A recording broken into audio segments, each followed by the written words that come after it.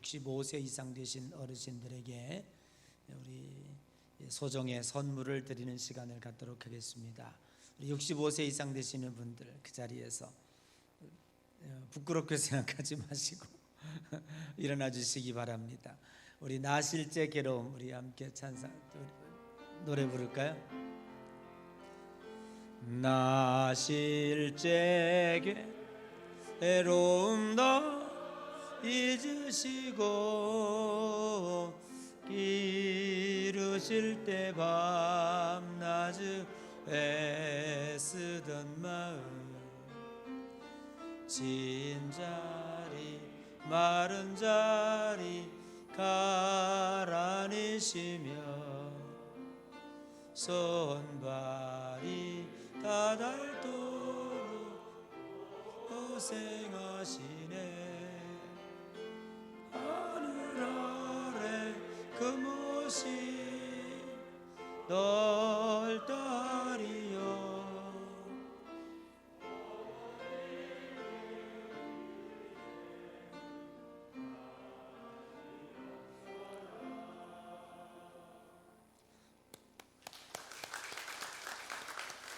네, 자리에 앉아주시기 바랍니다. 우리 선교부장님께서 설립보고를 해주신 것처럼 우리 교회 안에 코로나19 재난지원 본부를 설립하게 된 것에 대해서 진심으로 감사를 드립니다. 저는 바라기는 우리 교회 성도 중에서 한 사람도 이 코로나19로 인해서 실직되는 분이 없도록 기도하고 있습니다. 또 자영업 하시는 분들 중에 한 분도 어려워서 문을 닫는 일이 없도록 기도하고 있습니다. 그러나 이러한 그 재난은 전 국민이 겪는 고통이기 때문에 언제 어느 때에 이러한 어려움이 올 수 있을지 모릅니다. 또 지금까지 지내온 시간보다도 앞으로 지내가야 하는 시간이 더 어렵고 힘들 수도 있을 것입니다. 그래서 우리가 약간의 그 서로 간의 협력과 위로가 있으면 좋겠다. 그래서 우리 믿음의 공동체가 함께 힘을 쓰려고 합니다. 여러분, 그렇게 어려운 것은 아닙니다. 우리가 아까 발표하신 것처럼 여러분께서 드리는 주일원금 우리가 함께 재난기금으로 귀속하도록 하겠습니다. 그래서 조금 더 그냥 한 커피 한두 잔 값 정도 생각하시고 주일날 준비하시면 됩니다. 그래서 주일날 봉투에 넣어서 드리는 헌금 말고 그냥 주일원금 드리는 것들, 그것들은 재난헌금으로 쓰여지니까 여러분, 제가 원하는 것은 우리가 주일 예배 드리는 분들이 굉장히 많은데 조금씩 노력하면 큰 액수가 될 수 있다고 생각을 합니다. 조금 신경 쓰셔서 주일원금을 드려줬으면 좋을 것 같고요. 우리 교육자들과 저는 우리 생활비 드려지는 월급의 10분의 1을 결심하고 드리도록 그렇게 우리는 생각을 했습니다. 그래서 먼저 솔선수범하도록 그렇게 하기로 했고요. 그리고 밑에 1층에 아마 부스가 설치가 되어 있습니다. 그래서 여러분들이 자유롭게 그래서 작정해서 쓰셔도 되고 거기다 넣으셔도 되고 그렇게 해서 정말 어려움 당하는 이웃들 또 우리 예양교회 성도들을 위로할 수 있도록 그렇게 했으면 좋겠습니다. 오늘은 2020 기획 시리즈 설교 계속됩니다. 오늘은 여호수아서 1장 6절에서 9절의 말씀을 통해서 연약함이 강점이다 라는 말씀으로 은혜를 나누고자 합니다. 이스라엘 역사 가운데서 모세의 등장은 민족의 운명을 결정짓는 대단히 역사적인 등장이었습니다. 80세에 하나님 앞에 부름을 받고 40년 동안 애굽에서 노예 생활을 하던 백성들을 구출해내고 가나안 입성을 위해서 훌륭하게 준비를 완수했습니다. 120세가 되었을 때에 그의 눈은 쇠하지 아니었고 그의 육체도 건강했습니다. 근데 어느 날 느닷없이 하나님은 모세를 느보산으로 불러내시고 가나안 땅을 바라보게 하신 후에 거기서 그의 생명을 거두었습니다. 하나님께서 모세를 120세에 부르시고 위대한 출애굽의 사명을 이루게 하신 것은 대단히 놀라운 일이었습니다. 그러나 모세의 뒤를 이어서 이스라엘 백성들을 이끌고 가나안 땅으로 들어가야 할 후계자를 선정하는 데 있어서 정말로 우리는 더욱더 깜짝 놀라지 않을 수가 없었습니다. 곧 무명의 장수 여호수아를 하나님은 선택하였다고 하는 것입니다. 여호수아는 누구냐? 출애굽기 33장 11절에 보면 사람이 자기 친구와 이야기함같이 여호와께서는 모세와 대면하여 말씀하시며 모세는 진으로 돌아오나 눈의 아들 젊은 수종자 여호수아는 회막을 떠나지 아니하니라 라고 하는 말씀이 있습니다. 즉 여호수아는 모세를 수종드는 시중을 드는 그러한 사람이었습니다. 여호수아는 에브라임 지파에 속해 있는 눈의 아들 모세의 수종을 드는 그러한 사람이었습니다.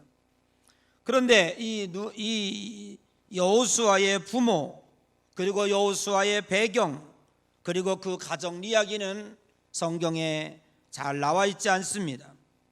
이것은 그의 가문이나 부모가 그렇게 자랑할 만한 것이 없었다라고 하는 것입니다. 이스라엘 백성들을 이끌고 나아가야 할 훌륭한 인물이 아니었다고 하는 것입니다. 다만 모세 옆에서 수종드는 군인의 한 사람이었습니다. 그럼에도 불구하고 모세를 불러가시고 하나님은 전혀 예상할 수 없었던 후계자로 여호수아를 선택하였습니다. 그 가운데 얼마나 훌륭한 장수가 많이 있었겠습니까? 200만 명 가운데 얼마나 훌륭한 사람들이 많이 있었겠습니까? 그런데 하나님께서는 그 사람들을 다 뒤로 하고 여호수아를 이스라엘의 지도자로 세웠다고 하는 것입니다. 오늘날에도 자신들이 성공시킨 사업을 후계자에게 물려주는 일이라고 하는 것은 대단히 중요한 일이고 많은 고민이 따르게 마련입니다. 그저께 삼성 이재용 부회장은 앞으로 자기 자식을 삼성의 후계자로 세우지 않겠다고 그렇게 전 국민에게 공포를 했습니다.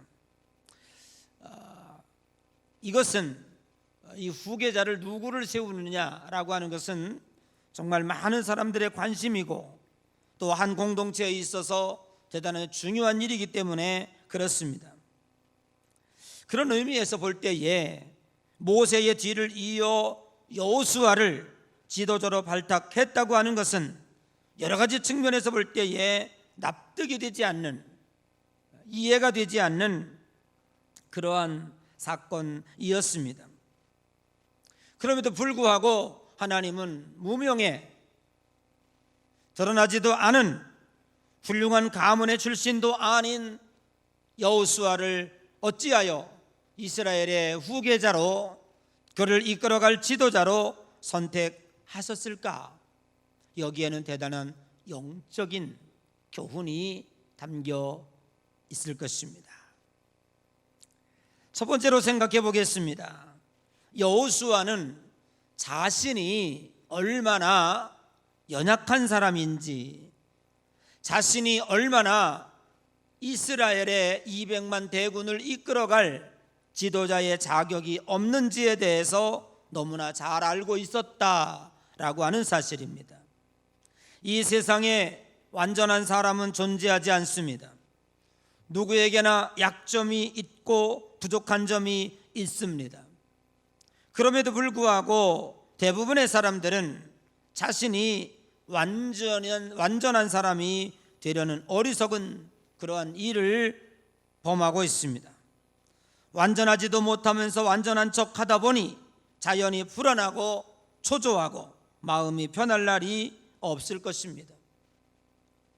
하나님은 여호수아를 부른 후에 오늘 여호수아서 1장에 보면 다짜고짜 처음부터 많은 말씀을 해 주실 수 있었을 것입니다.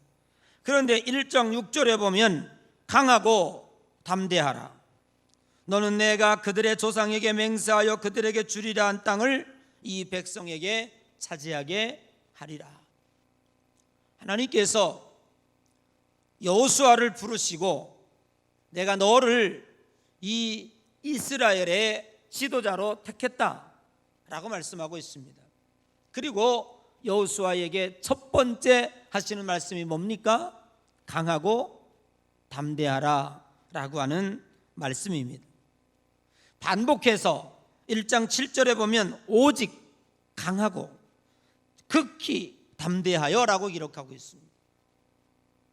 오직이라고 하는 말은 유일하게 반드시 라고 하는 뜻을 가지고 있습니다. 오늘 너는 아무것도 생각하지 말라. 그냥 강하고 극히 담대하라 라고 하는 말씀을 여호수아에게 첫 번째 말씀으로 전하고 있습니다.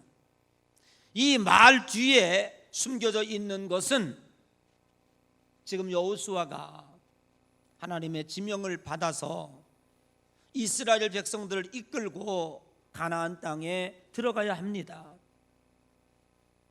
그런데 자기 전에 지도자 모세는 얼마나 능력이 있는 자였습니까? 10가지 재앙을 이루어내고 홍해를 막대기로 가르고 반석을 쳐서 샘물을 내고 시내산에 올라가서 십계명을 받아오고 하나님 앞에 직통하는 사람이었습니다. 그 정도의 능력의 지도자, 그 사람이 바로 모세이었습니다. 최소한 백성들은 이 정도 수준을 기대했을 것입니다. 그런데 지금 세움받은 여호수아는 어떻습니까? 가문도 변변치 않습니다. 훌륭한 능력도 없습니다. 그리고 모세에 쉽게 말하면 밥그릇 갖다 주고 구두 닦아주고 물건 챙겨주고 이러는 수종드는 사람이었어요. 그냥 어떻게 보면 하인과 같은, 모세의 하인과 같은, 군인은 군인이었지만, 여러분 군대에 가면은 그런 직책이 있습니다. 그 지휘관의 그 부대의 뭐 연대장이면 연대장, 사단장이면 사단장의 수종을 드는 그 사람이 한 명 있어요. 우리는 속된 말로 이거 뭐 설교상에서 할 수 있는 우리 남자들 뭐라 그러죠? 뭐라 그래요? 당번병을 쫄다고 아니야. 또 뭐라 그러죠? 그렇지, 따까리라 그런다. 그러니까 이거는 우리는 그냥 우리 군인들이 속된 말로 너 그냥 그 저기 연대장 따까리야 그래요. 따까리라고 그래요. 따까리가 무슨 말이야? 그냥 오직 그 구두 닦아주고 물 떠다주고 밥 챙겨다 드리고 이런 거 그냥 하는 거예요. 그런데 어느 날 그 사람을 갖다가 하나님이 딱 세워가지고 네가 이스라엘에 여기 지금 200만 대군을 이끌고 가나안 땅에 들어갈 지도자야. 예? 그리고 세웠단 말이에요. 그러면 백성들도 저 사람 뭐야? 라고 업신여길 수 있어요. 자기 자신도 그걸 알아요. 내가 얼마나 부족한 사람인지 알고 있어요. 그러니까 굉장히 마음이 불안했을 거예요. 하나님의 명령이기 때문에, 하나님이 세우셨기 때문에 그 자리에 앉기는 했어요. 그렇지만 앞으로 이 백성을 내가 어떻게 이끌어가야 될 것인지에 대해서 얼마나 마음이 불안하고 걱정이 되었겠습니까? 그 불안한 마음을 하나님께서 아시고 그냥 아무 얘기 안 해요. 너는 강하고 담대해라. 그랬던 거예요. 요즘에 우리 할인이가요, 철이 들었어요. 제가 철 들은 걸 뭘로 아냐 하면 너무 부끄러움을 많이 타요. 그리고 쑥스러워해요. 뭘 하려고 해도 이게 이제 머리에 든 거는 많은데 몸은 약하잖아요. 그러니까 이 부끄러움과 쑥스러움이 가득한 거예요. 그러면서 이 아이에게 제일 부담되는 게 뭐냐면 유치원 가는 것 같아요. 되게 다 그렇잖아요. 그저 쑥스럽고 사람 대하기, 선생님 대하기 뭐 이런 거 쑥스럽고 이러는 것 같아요. 그래서 어느 날은 그래요. 유치원 가기 싫다고 그러고 유치원 가기 무섭다고 그래요. 제가 이렇게 지켜보니까 계속 그래요. 안 고쳐져요. 그거는 누구도 못하더라고요. 그래서 제가 어느 날 불렀어요. 아침에 아침밥 먹으면서 할인아, 하나님이 너 사랑하는 거 알지? 그래요. 그래서 할아버지 한번 따라해봐. 할 수 있거든요. 무슨 말이냐? 믿는 자에게 능치 못함이 없느니라. 하나님은 엄청나게 위대하신 분이야. 이 우주 만물을 창조하신 분이야. 그분이 너에게 지금 이 말씀을 하고 계셔. 강하고 담대해라. 너 용감하고 씩씩해야 돼. 그래서 내가 따라하라 그랬어요. 나는 하나님이 함께 하심으로 용감하고 씩씩하다 따라하겠어요. 그리고 보냈어요. 기적이 일어났어요. 저녁에 돌아오는데요, 난리가 났어요. 선생님들이 얘는 너무 쑥스러움을 타니까, 부끄러움을 타니까 아무것도 누구도 못 시키고 뭘 하라고 그래도 안 하고요, 뒤에 숨고요. 예? 이런 애들이 그럴 때가 있어요. 여러분, 그렇다고 애들 그렇게 하면 안 돼요. 그러니까 유치원 생활을 제대로 못 했었어요. 그런데 돌아와가지고요, 너무너무 잘했다는 거예요. 선생님들이 얘가 왜 이렇게 바뀌었냐는 거예요. 너무너무 달라졌어요. 그것은요, 오직 딱 하나예요. 하나님이 너를 사랑하시고 그 하나님이 우주 만물을 창조하셨으니 너는 씩씩하고 용감해야 된다. 그 말 한마디 해줬어요. 그 다음 날부터 저를 찾아 아침이면 이 얘기를 들으려고. 저는 그래서 사실 며칠 안 됐어요. 이 아이에게 지금도 이 이야기를 해줘요. 그 말을 듣고 가면 하루를 씩씩하게 살아내요. 건강하게, 용감하게 살아내요. 저는 이 말씀을 보면서 하나님의 생각을 했습니다. 하나님께서 여호수아를 대면하시고 여호수아를 딱 부르신 후에 아무 얘기해 줄 게 없어. 나머지 내가 다 할게. 너는 강하고 담대하라 라고 하는 이야기밖에 해줄 게 없었다는 거예요. 인도의 선교사 윌리엄 월리라고 하는 구두 수선공이 있었습니다. 대학교와 신학교를 졸업하고 목회 잘하다가 선교사 되는 것이 아니고 그는 구두 수선을 하다가 은혜를 받고 선교사가 되었습니다. 일부에서 구두수선을 하다가 선교사가 되었다는 것 때문에 업심여기고 악평하고 네가 무슨 선교사 자격이 있느냐, 그런 사람들이 많이 있었어요. 그런데 이 캐리는 이 모욕적인 말을 하는 사람들을 향해서 얼굴을 붉히거나 기분 나빠하지 않았습니다. 이렇게 얘기했습니다. 그렇습니다. 저는 구두를 만들지 못했습니다. 다만 구두 수선을 하는 사람이었습니다. 하고 위트 있는 말로 그 말을 넘겨버리고 말았습니다. 그리고 하나님의 부르심에 대하여 어떠한 상황 속에서도 굴하지 아니하고 하나님의 명령과 말씀을 따라서 선교 사역을 잘해서 최고의 업적을 남긴 그러한 선교사로 이름을 남기게 되었다고 하는 사실입니다. 자기 자신이 너무 부족해서 그리고 너무 약점이 많기 때문에 하나님이 쓰임받지 못한다, 이렇게 생각하는 것은 대단히 어리석은 일입니다. 사람들은 보통 이렇게 얘기하죠. 나는 부족해요. 나는 너무나 약점이 많아요. 그래서 나는 못해요. 이렇게 얘기합니다. 그런데 그것은 하나님의 생각과는 전혀 맞지 않습니다. 왜 그렇습니까? 이 세상에 완전한 사람은 아무도 없습니다. 뿐만 아니라 하나님이 쓰실 때에 완전한 사람을 찾아 쓰지 않습니다. 왜냐하면 완전한 사람에게는 하나님이 필요하지 않습니다. 하나님은 누구를 쓰시는가? 하나님이 간절히 필요해요, 하나님 없이는 난 아무것도 못해요 하는 사람을 쓰십니다. 하나님이 제일 싫어하는 사람은 교만한 사람입니다. 교만한 사람은 사람의 영안이 어둡게 만들고 자기 자신의 부족함을 모르고 하나님을 의지하거나 찾으려고 하지 않습니다. 자신만이 온전하다고 생각하는 의인들은 다른 사람을 무시합니다. 그리고 혼자서 잘난 체 합니다. 그 대표적인 사람들이 신약성서의 바리새인들과 사두개인들입니다.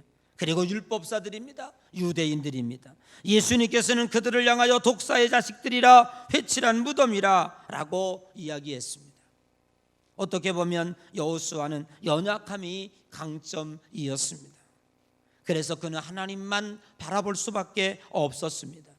하나님 없이는, 하나님 아니고는 결코 이 백성을 인도해서 가나안 땅으로 들어갈 수가 없는 사람이었습니다. 여러분, 사도행전에 보면 사도 바울에게는 하나님의 복음을 전하는 데 있어서 치명적인 질병을 가지고 있었습니다. 그리고 하나님 앞에 나가 3차례나 간절히 기도했습니다. 하나님, 내 질병을 고쳐주십시오. 내가 하나님의 복음을 전하는 사람인데 이런 질병을 가지고 덕이 안 됩니다.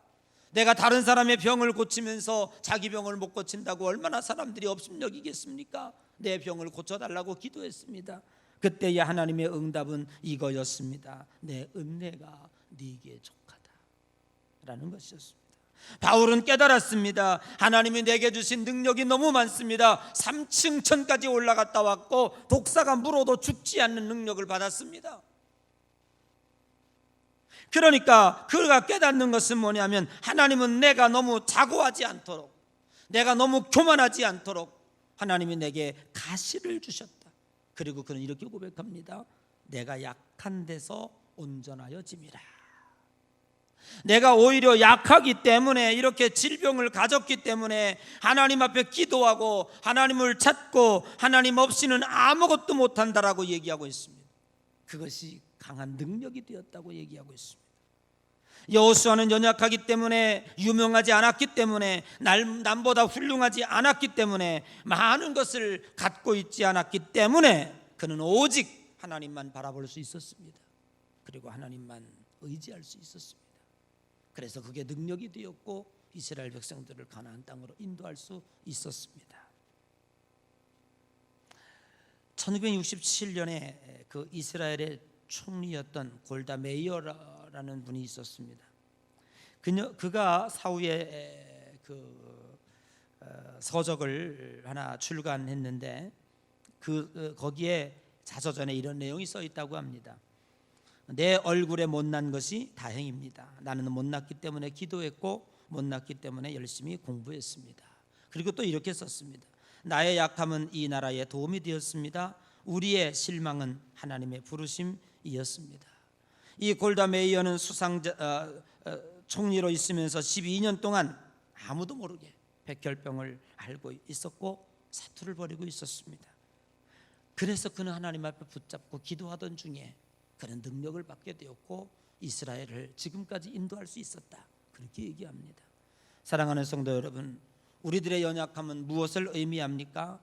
우리의 연약함은 오히려 하나님을 더욱더 의지하게 만듭니다.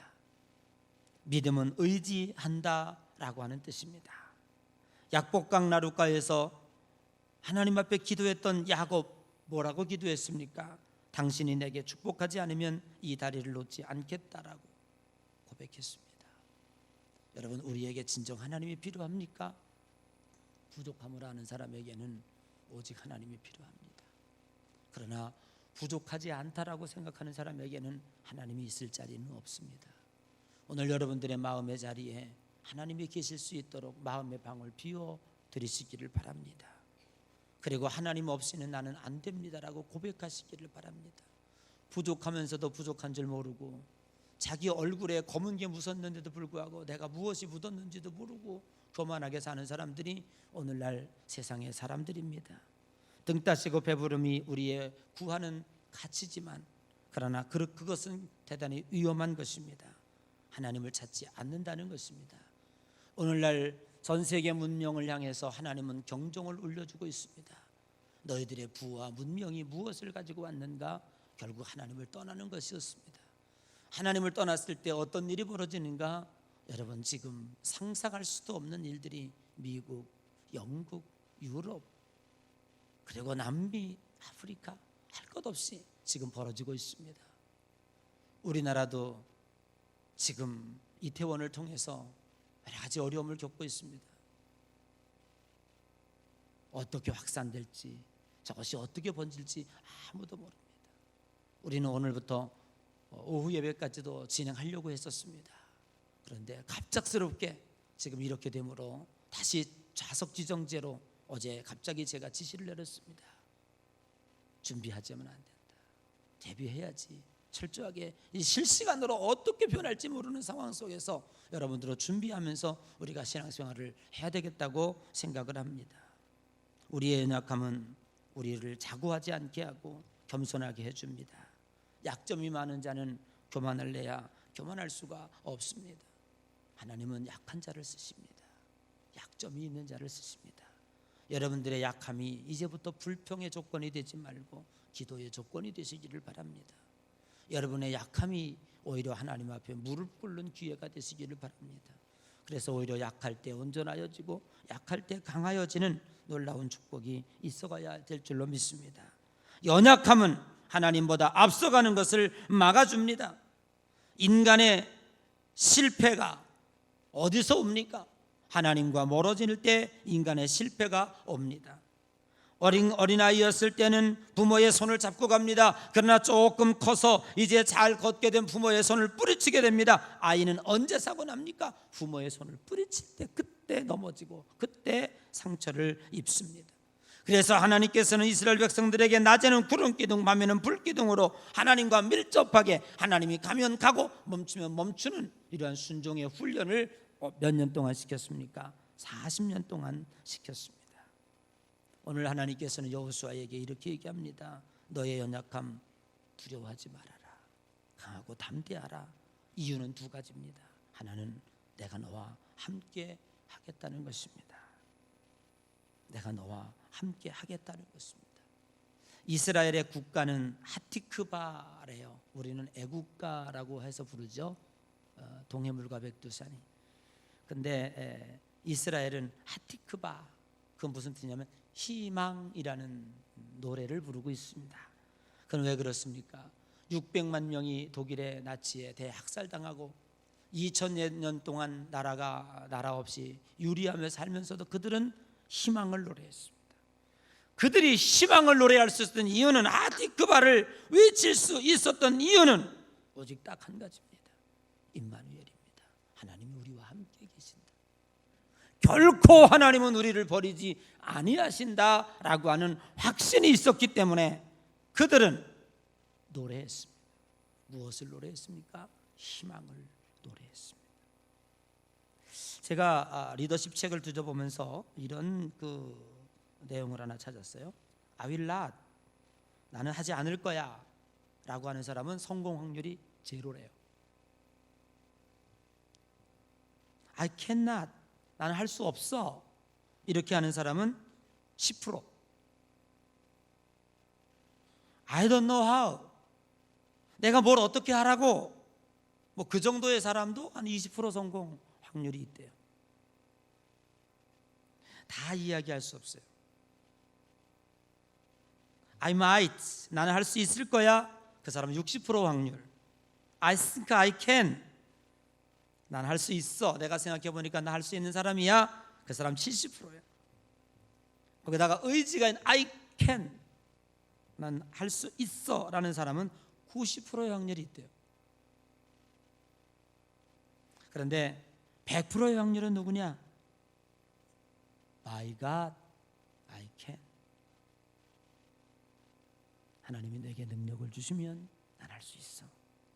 이 사람은 100%의 확률입니다. 이게 리더십 연구자들이 조사한 거예요. 여러분의 성공과 실패는 어디에 있습니까? 바로 하나님이 나와 함께 계신다고 하는 확신과 믿음이 있을 때 우리는 희망을 노래할 수 있습니다. 오늘 600만 명이 죽어가는 대학살 속에서도, 그 가스실 속에서도 하티크바를 노래했고, 2000년 동안 나라 없이 유리하면서도 이들은 하티크바를 노래했어요. 그 이유는 오직 하나, 하나님이 우리와 함께 계신다는 거예요. 그리고 하나님은 여호수아에게 명령합니다. 네 율법책을 입에서 떠나지 말게 하라. 주야로 묵상하며 그것을 지키라고. 중요한 건 뭐예요? 말씀입니다. 어려운 위기 가운데 여러분을 힘들게 할 때 여러분을 의의 길로 인도하는 것은 오직 말씀밖에 없습니다. 말씀은 여러분의 좌표입니다. 말씀은 여러분의 능력입니다. 말씀은 여러분의 약입니다. 제가 간증 하나 할까요? 제가 4월 초에 또 이규식 얘기를 안 하면 또 안 되지. 저분이 나한테 전달해줘 가지고 제가 아팠잖아요. 그래가지고 항생제를 그냥 막 쏟아 부니까 내 속에 장에 있던 이 유익균, 무익균, 우리 장의 균이 최대 2kg래요. 2kg. 나는 그런 적 깜짝 놀랐어요. 여러분, 장 속에 살고 있는 균들을 빼서 달아보면 1kg에서 2kg래요. 그러니까 제가 그게 다 빠져나간 거예요. 항생제가 다 죽여버린 거예요. 그냥 몸이 뭐 완전 죽났죠. 그리고 항생제 후유증이 와가지고요, 3주를 제가 그러니까 우울증이 와요. 아무것도 못하는 거예요. 그러니까 불안해지고요. 그리고 제가 이제 이렇게 보니까 심박수도 늘 언제나 83에서 100. 원래 60에서 70 사이를 해야 되거든요. 너무 견딜 수가 없는 거예요. 뭐 약도 안 되고 아무것도 해결이 안 돼요. 이 심리적으로 오는 억압이에요. 그게 제가 결심을 했어요. 뭘 읽기 시작했냐면 성경을 읽기 시작했어요. 성경을 정독으로 줄쳐가면서.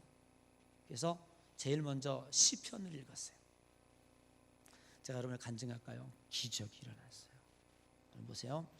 하나님의 말씀을 30분을 기도하는 마음으로 묵상하면서 정확하게 읽으니까 30분 내에 89 가던 심박이 66으로 떨어져요. 이건 뭘 가리켜요? 이 세상에 어떤 약으로도 안 돼요. 하나님의 말씀은 능력이에요. 여러분들이 말씀을 그냥 들고 다니잖아요. 이거 아침 저녁으로 읽으십니까? 이거 읽고요, 정직하게 읽어보세요. 세상에 두려울 거 한 개도 없어요. 하나님이 주신 우리의 능력입니다. 이게 일찍이 누가 처방한 거예요? 하나님이 여호수아에게 처방한 거예요. 강하고 담대하라라고 하는 거 딱 2가지예요. 내가 너 함께 할게. 하나는 말씀 읽어, 이거야. 아멘. 이 어려운 위기를 지나가는 동안에 여러분의 힘이 되고 능력이 되는 건 딱 하나예요. 하나님이 여러분과 지금도 함께 하십니다. 아멘. 그리고 율법을 입에서 떠나지 말게 하십시오. 죽을 때까지 읽으십시오. 어떤 약도 소용없어요. 이것이 최고약이에요. 우리 양의 성도들 이 어려운 위기 잘 통과해내시고 승리하는 여러분 되시기를 주의 이름으로 간절히 축복합니다.